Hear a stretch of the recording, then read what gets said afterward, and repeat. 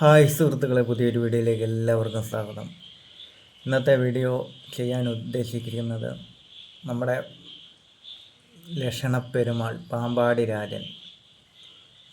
രാജൻ്റെ വിശേഷങ്ങളാണ് ഞാൻ ഇന്നത്തെ ഒരു വീഡിയോ ചെയ്യാൻ ഉദ്ദേശിക്കുന്നത്. അതായത് പാമ്പാടി രാജനും അവൻ്റെ പ്രിയ സാരഥി സതീഷ് ഏട്ടനും തമ്മിലുള്ള കൂട്ടുകെട്ട് അവസാനിക്കുകയാണ്. ഏതാണ്ട് 3-4 വർഷമായി ഉള്ള ഈ കൂട്ടുകെട്ട് എന്തുകൊണ്ടാണ് അവസാനിക്കുന്നതെന്നറിയില്ല. ഉടമകളുടെ താല്പര്യമാണോ അതോ അദ്ദേഹത്തിൻ്റെ താല്പര്യമാണോ എന്താണോ എന്നറിയില്ല. ഇവർ തമ്മിലുള്ള എന്താണ് വിഷയമെന്ന് നമുക്ക് അറിയില്ല.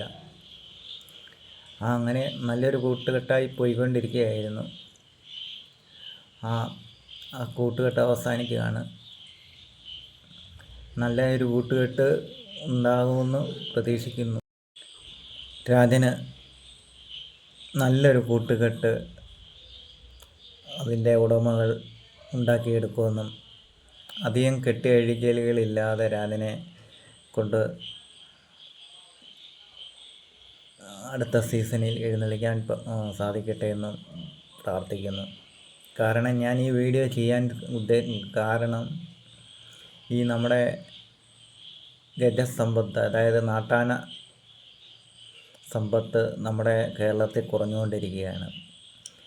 ഈ പാപ്പാമാർ മാറുന്നതനുസരിച്ച് ഇപ്പോൾ പ്രൈവറ്റ് ആനകളിൽ മിക്ക ആനകളിലും സ്ഥിരമായിട്ട് പാപ്പാമാർ നിൽക്കാമെന്നില്ല. അതായത് 2-3 വർഷം കഴിയുമ്പം പിന്നെ പാപ്പാമാർ വേറെ ആനയിലേക്ക് മാറുന്നു.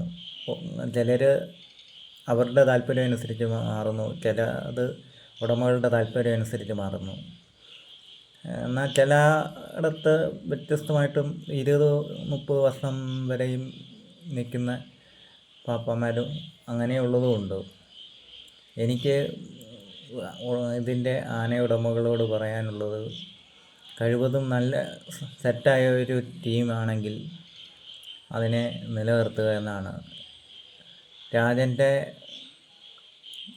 ഇതുവരെയുള്ള ഈ 3 വർഷത്തെ നല്ലൊരു സീസണായിരുന്നു സതീഷ് അതുപോലെ പാമ്പാടി രാജൻ കൂട്ടുകെട്ട്.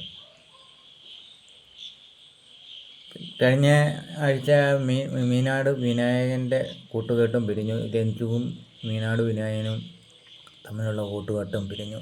അത് പക്ഷേ വിനായകൻ്റെ പാപ്പാനായ രഞ്ജുവിന് കാരണങ്ങളുണ്ടായിരുന്നു. രഞ്ജുവിൻ്റെ വ്യക്തിപരമായ ആവശ്യം, അതായത് രഞ്ജു താൽക്കാലികമായിട്ട് ആനപ്പണിയിൽ നിന്ന്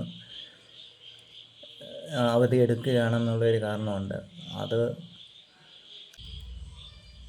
കഴിഞ്ഞ സീസണിൽ രാജനെ നീരിൽ നിന്ന് അടിച്ചപ്പോൾ ഞാൻ പോയി കണ്ടിട്ടുണ്ടായിരുന്നു.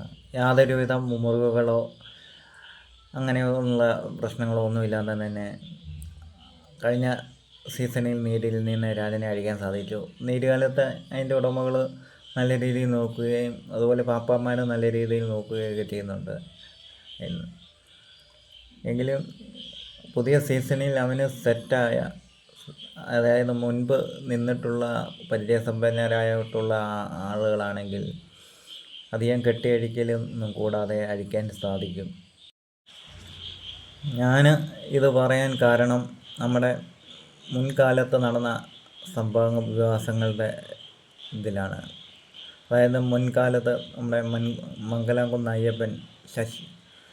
അയ്യപ്പനിൽ നിന്ന് ശശിയേട്ടൻ ഒഴിഞ്ഞതിന് ശേഷം വന്ന പാപ്പമാർ, അവരുടെ തല്ലിയടിക്കലാണോ എന്താണോ അയ്യപ്പന് സംഭവിച്ചത് നമുക്കെല്ലാവർക്കും അറിയാം.